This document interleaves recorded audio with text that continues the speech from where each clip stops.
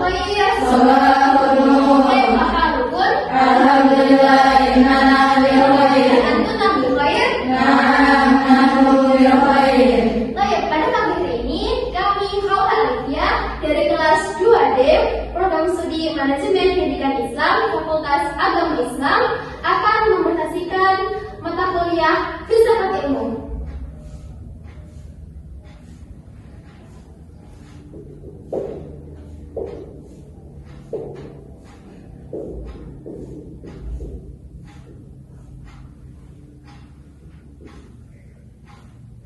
Yang diampu asal kami Ustadz Muhammad Irfan Kurniawan. Tengah ini merupakan tugas ujian akhir semester tingkat semester 2 kami. Baik, tema untuk hari ini adalah konsep ilmu dalam Islam.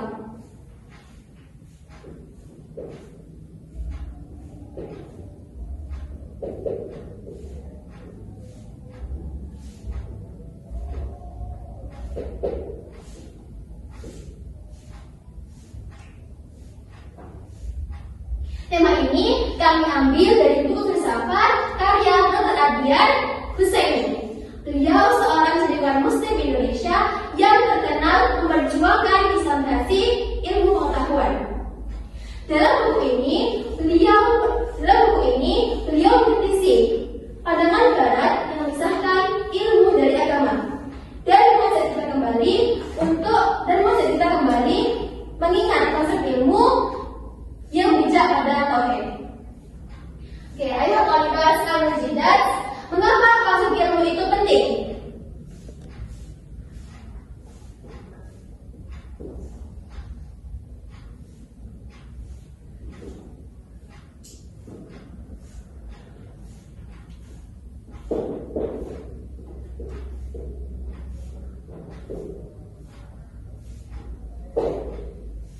Coba kita bayangkan sebentar. Ada 2 orang dokter. Dokter pertama percaya bahwa tubuh manusia adalah ciptaan Allah Subhanahu wa taala yang harus dijaga sebagai amanah. Dokter kedua percaya bahwa tubuh manusia hanyalah mesin biologis tanpa makna spiritual apapun. Apakah cara mereka melaksanakan sama? Tidak, tentu tidak. Mengapa? Karena dokter pertama akan menyelesaikannya dengan penuh rasa empati dan tanggung jawab kepada Allah Subhanahu wa taala. Dokter kedua mungkin hanya melihat pasiennya sebagai kasus medis belaka, angka dan statistik. Sudah ini? Istilah pentingnya dari mana ilmu itu didapat dan untuk apa ilmu itu digunakan. Ini merupakan inti dari filsafat ilmu. Dr. Adian Husaini dalam buku filsafatnya menegaskan bahwa cara pandang seorang terhadap ilmu akan menentukan cara pandangnya terhadap seluruh kehidupan. Beliau menyebutnya dengan world view atau pandangan hidup.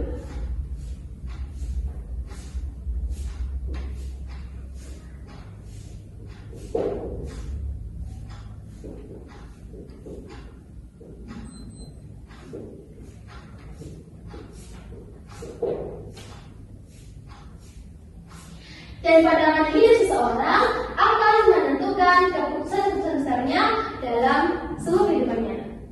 Maka Islam tidak pernah memisahkan antara ilmu dan nilai. Dalam Islam, ilmu bukan hanya sekedar informasi. Ia merupakan cahaya yang membawa kepada Allah Subhanahu wa taala. Dalam definisi Islam, ulama klasik mendefinisikan ilmu sebagai sampainya makna sesuatu ke dalam akal. Ilmu merupakan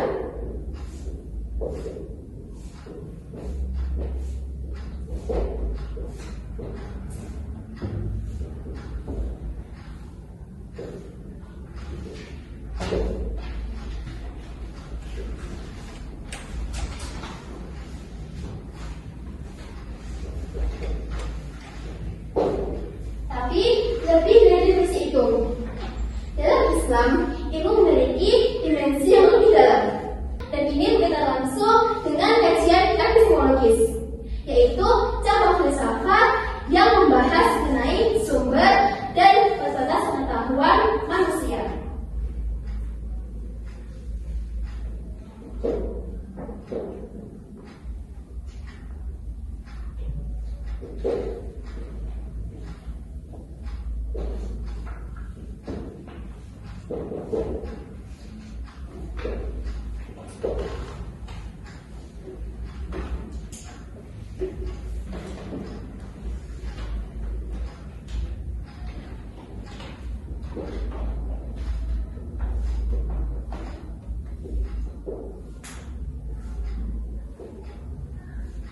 Secara teologis, sumber ilmu dalam Islam tidak hanya berasal dari pengalaman indera dan akal saja, tetapi juga dari wahyu.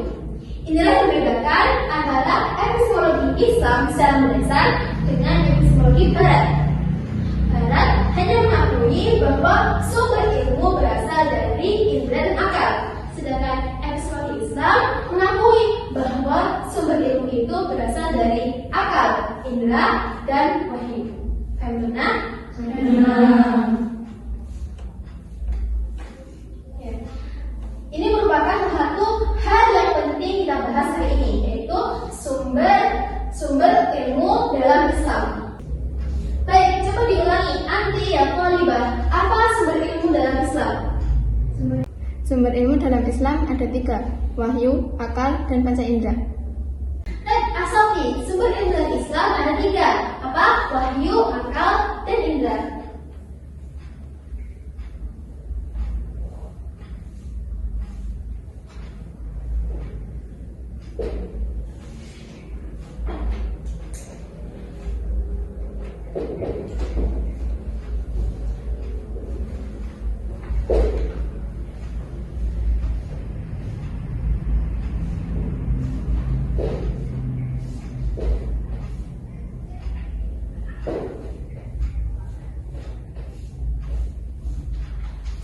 Sumber pertama yaitu wahyu, adalah Al-Quran dan As-Sunnah. Ini merupakan sumber ilmu yang paling utama dan paling terpercaya karena datangnya langsung dari Allah SWT yang Maha Mengetahui. Dan yang kedua yaitu apa? Akal dan indera, merupakan kemampuan manusia untuk mengamati alam semesta, berpikir, dan melihat simbol dan mengambil kesimpulan. Ini juga merupakan anugerah dari Allah Ta'ala yang harus kita manfaatkan. Kemudian hal penting yang kedua yaitu dalam Islam terdapat tingkatan ilmu. Ulama klasik mengkategorikan ini ke dalam 2 kategori, yaitu fardu ain dan fardu kifayah.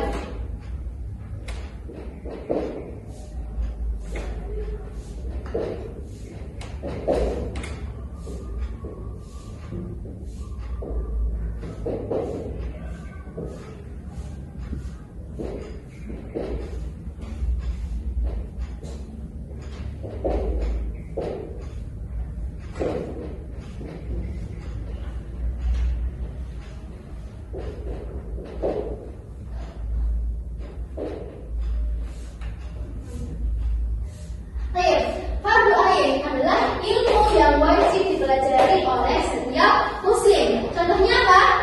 Ilmu tauhid, fikih ibadah, dan akhlak. Kemudian fardu kifayah adalah ilmu yang apabila sudah dari oleh sebagian orang, maka berikulah kewajiban bagi lain. Contohnya apa? Ilmu ekonomi dan lain sebagainya. Baik, Anti Al-Talibah, coba sebutkan apa tadi tingkatan ilmu dalam Islam. Ilmu dalam Islam ada 2, yaitu fardu ain dan fardu kifayah. Baik, sahih. Dan Islam menghargai semua cabang ilmu pengetahuan. Hanya saja ada skala prioritas yang harus dijaga. Ilmu agama adalah fondasi dan ilmu umum adalah bangunannya. Benar? Baik, hal ketiga yang penting kita pahami adalah tujuan ilmu. Tujuan dari ilmu bukan hanya sekedar untuk meraih prestasi atau mencari pekerjaan. Lebih dari itu, tujuan tertinggi dari ilmu adalah ma'rifatullah atau mengenal Allah Subhanahu wa Ta'ala.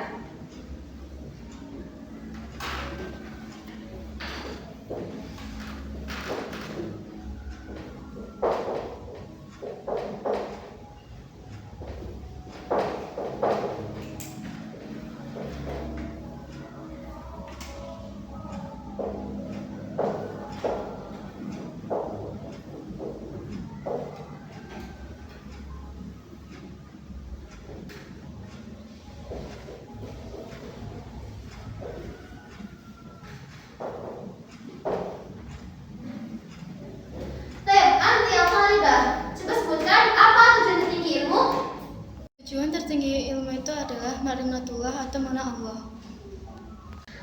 Asabti, tujuan tertinggi dari mendapatkan ilmu adalah ma'rifatullah atau mengenal Allah Subhanahu wa Ta'ala. Ayuhat talibas al-mujidat, kita akan masuk ke inti permasalahan yang diangkat oleh Dr. Adian Husaini. Di dunia modern saat ini ada fenomena yang sangat mengkhawatirkan. Arus utama ilmu pengetahuan modern yang lahir dari tradisi positivisme barat berkembang dengan cenderung memisahkan ilmu dari agama. Ini disebut dengan sekularisme ilmu.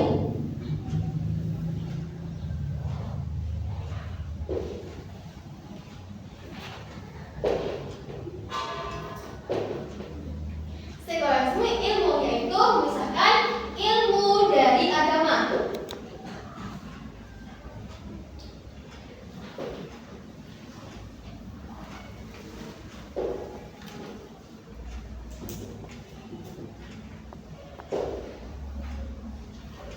Perlu kita pahami bahwa tradisi bukanlah semua ilmuwan barat, akan tetapi yang bertradisi adalah arus dominan positivisme barat yang meyakini bahwa ilmu itu harus born free atau bebas nilai dari apapun, termasuk agama.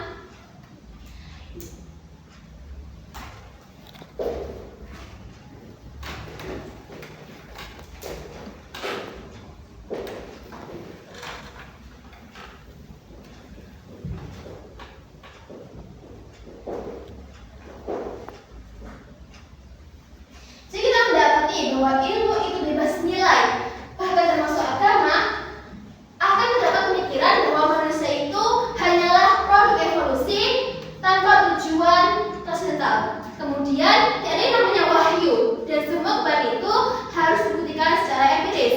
Kemudian ada pemikiran bahwa agama itu merupakan bersifat pribadi dan tidak boleh masuk ke ranah ilmu pengetahuan. Hal ini sangat dikritisi tajam oleh Dr. Adian Husaini. Beliau berargumen bahwa tidak ada ilmu yang benar-benar bebas dari nilai. Bahkan ilmuwan barat pun mengambil beberapa nilai seperti nilai sekulerisme, mutualisme, materialisme, dan humanisme. Hanya mereka tidak mau mengakuinya. Lalu apa yang terjadi jika ilmu tanpa nilai? Ilmu tanpa nilai akan melahirkan peradaban yang kering dari spiritualitas. Peradaban yang kering dari spiritualitas. Kita menjumpai teknologi yang semakin maju, teknologi yang maju besar, akan tetapi moralitas manusia semakin menurun. Bom atom diciptakan, tapi menyebabkan jutaan manusia tewas. Industri berkembang pesat, akan tetapi kita menjumpai banyak alam yang rusak. Media sosial yang menghubungkan dunia, akan tetapi manusia semakin merasa kesepian. Dalam hal ini, Dr. Adian Husaini menganjurkan kita semua untuk apa? Islamisasi ilmu pengetahuan. Sebenarnya ini bukan urusan baru. Ini sudah digagas oleh dua tokoh besar, yaitu Profesor Dr. Ismail Najib Al-Faruqi dari Palestina dan Profesor Syekh Muhammad Naqib Al-Atas dari Malaysia. Kemudian Dr. Adian Husaini ini melanjutkan dan mengembangkan dalam konsep pengetahuan Islam Indonesia. Islamisasi ilmu bukan berarti semua ilmu itu harus dengan label Islam. Tetapi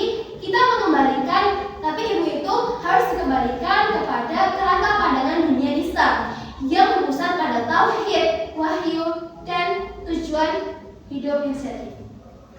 Ilmu yang bermanfaat bukan hanya menambah wawasan, tapi juga menambah keimanan dan akhlak. Alhamdulillah.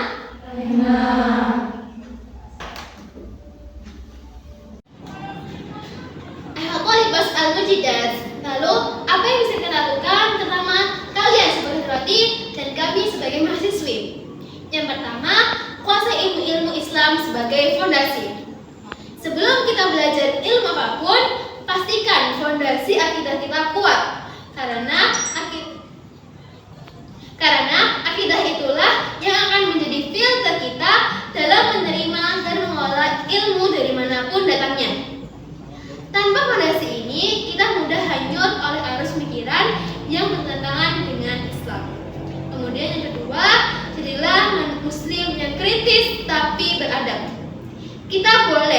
dan bahkan harus mempelajari ilmu dari mana saja, bahkan dari barat sekalipun. Tapi kita tidak boleh menelannya mentah-mentah. Kita perlu memilah mana saja yang bisa kita ambil dan mana yang bertentangan dengan Islam. Analoginya seperti makanan dari luar negeri. Jika kalian mendapatkan makanan dari luar negeri, apa yang kalian lakukan? Tentunya kalian akan menyeleksi terlebih dahulu, melihat halalannya, bukan begitu? Ya, kita harus seleksi, melihat halalannya sebelum dimakan. Kemudian yang ketiga, niatkan ilmu untuk ibadah. Thalabul ilmi fardhatun ala kulli muslimin, yang artinya menuntut ilmu itu adalah kewajiban bagi setiap muslim. Kewajiban ini berarti ilmu bukan pilihan, tapi juga bukan akhir tujuan. Ia adalah jalan menuju Allah Subhanahu wa taala. Kita semua sangat beruntung belajar di pondok pesantren, tempat di mana ilmu agama dan ilmu umum bisa saling melengkapi. Jadi, jangan sia-siakan kesempatan ini. Jadilah generasi yang berilmu sekaligus berakhlak mulia. Sampai sini sudah pahami?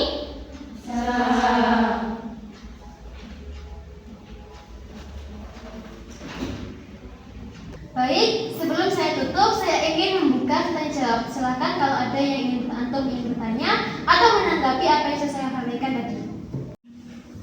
Afwan Ustazah, katanya ilmu itu harus bebas dari nilai supaya objektif.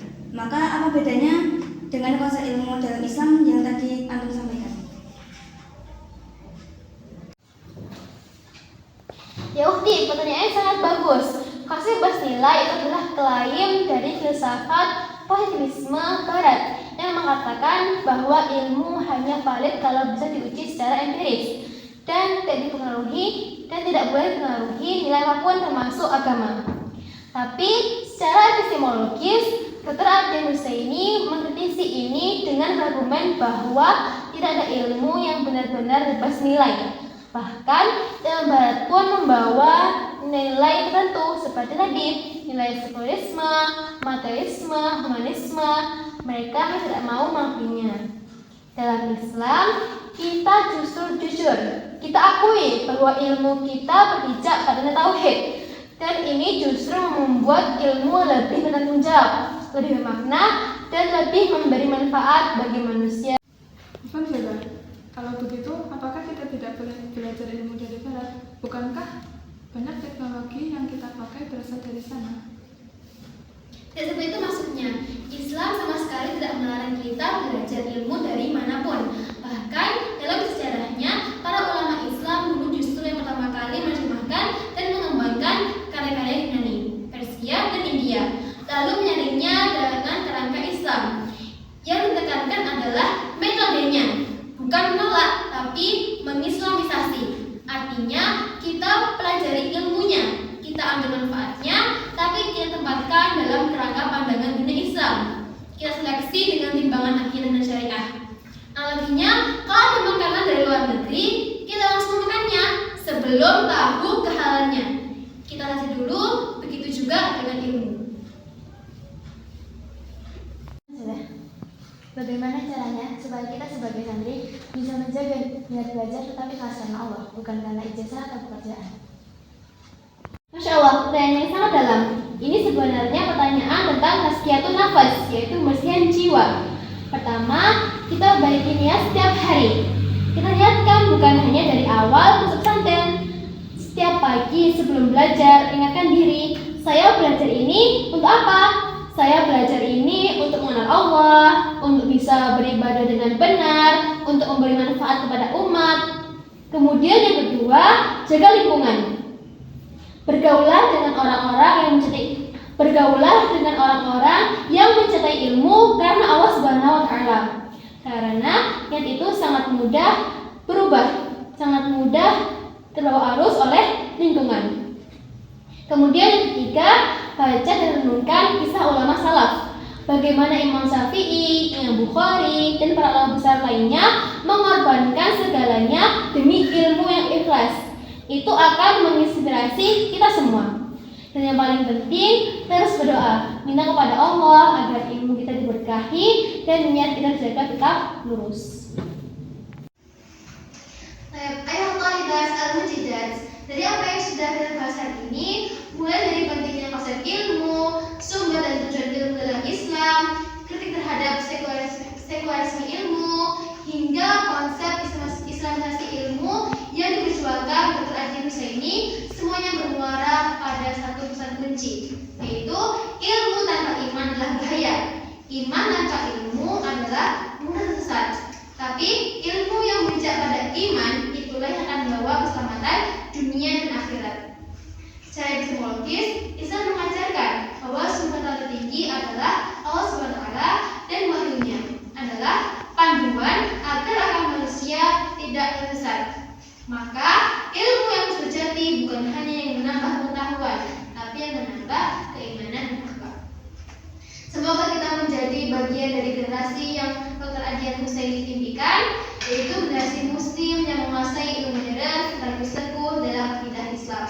Amin ya rabbal alamin.